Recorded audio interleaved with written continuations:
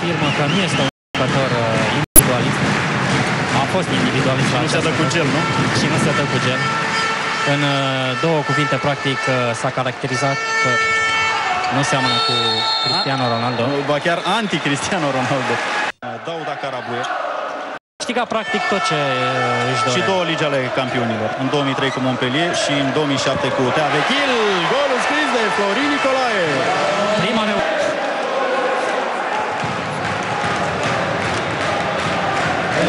simplu pe Karabatic este cel mai complet.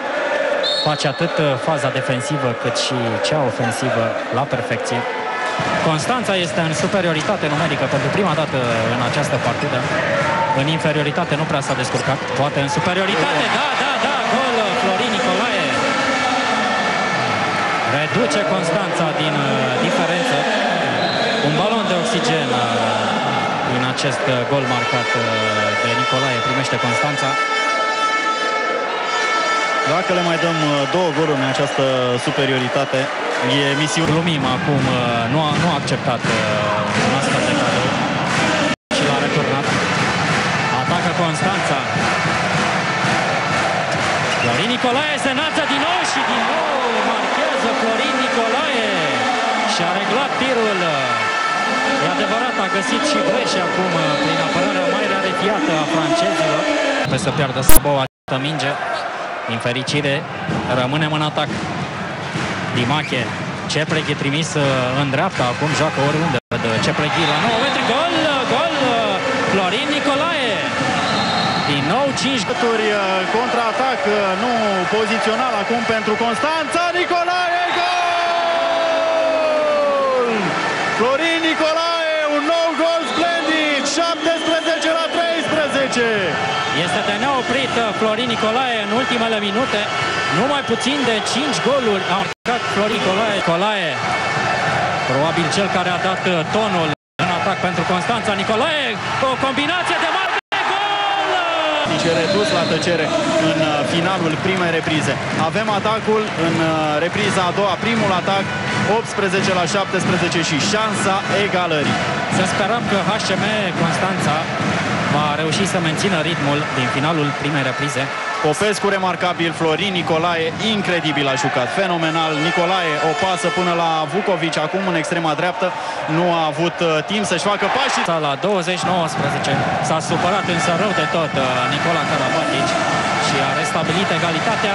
Important este că HCM este în atac, are posibilitatea de a prelua din nou conducerea. Un atac construit cu minuțiozitate în aceste momente. Florin Nicolae blocat. Și înscrie, ce gol reușește Buricea!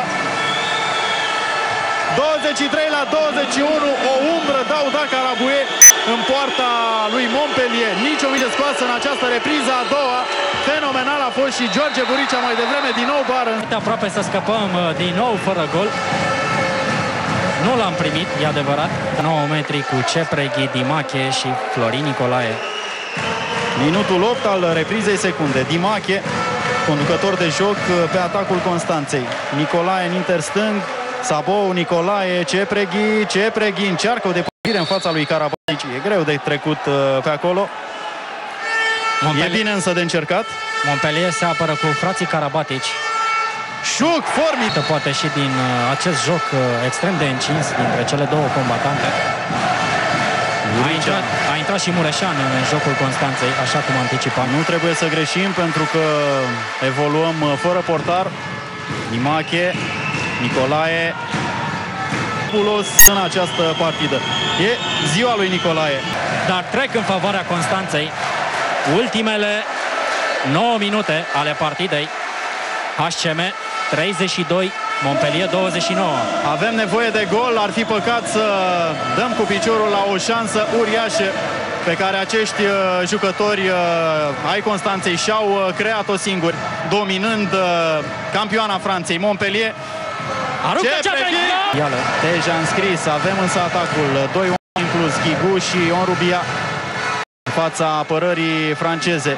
Cepreghi, Nicolae, Timofte, Florin Nicolae caută momentul și locul de aruncări. Arbitrii suedezi dau drumul la partidă în momentul ăsta. Cepreghi, Nicolae, Timofte, din nou Florin Nicolae, Cepreghi, Șuh, Nicolae, bară, mingea este recuperată de Popescu. Din nou atacul. Altă secundă prețioasă câștigată de kilometrul. Foarte multă transpirație a curs pe parchetul sălii Romeo Iamandi. A fost peste Montpellier HM Constanța. Mai bine de 40 de minute a fost peste Montpellier. Florin Nicolae trebuie să înscrie mingea la Timo și șut! Și tocmai acum vine și prima paradă a lui. Un jucător tehnic, Alexandru Dimache, primește acum Nicolae, Buricea, din nou Alexandru Dimache, trebuie să ține mingea în atac. Florin Nicolae, dacă înscriem golul, înseamnă victorie pentru HM Constanța. Mingea este în continuare în posesia Constanței. Nicolae, luată om la om. Amenințare de pasiv, atenție, trebuie să aruncă. Buricea! Lucru. Sârbul Vladan Matic, fost jucător al echipei atunci când HCM-ul întâlnea pe Pic Szeged în Liga Campionilor în 2004, devenit între timp antrenor principal la această echipă. Gol super marcat de Nicolae! 7-5 reduce din diferență Florin Nicolae. Ce torpil a trimis Nicolae! Eden Hairi și Florin Nicolae într-un dialog sugestiv după această reușită Scorul favorabil lui Pic Szeged, dar HM Constanța are resurse pentru a reveni. Plus de experiență acum pentru Constanța adus de... Oh, ce gol! Florin Nicolae, senzațional! Nicolae trimite o torpilă la care Silvester Liscai rămâne simplu spectator, încă a rămas în fund în fața porții și se scarpină în cap, scuzați-mă, nu înțelege cum a luat acest gol. Iată, exact de la 9 metri, o aruncare întoarsă care l-a pus în șpagat pe Liscai. Ce aruncare a reușit Florin Nicolae de astfel de... Un jucător într-adevăr de super clasă, Petar Nenadic a fost, vă reamintesc, cu riscul de a mă repeta, în lotul Barcelonei.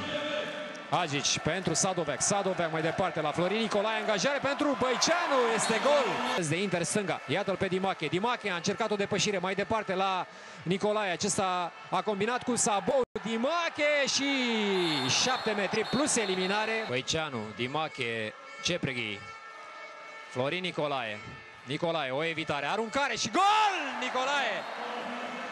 Aruncare cu podeaua inspirată lui Florin Nicolae.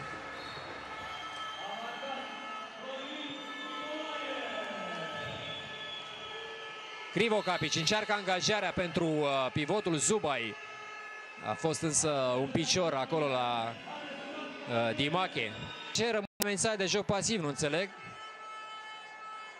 Minge pentru Florin Nicolae. Nicolae, gol!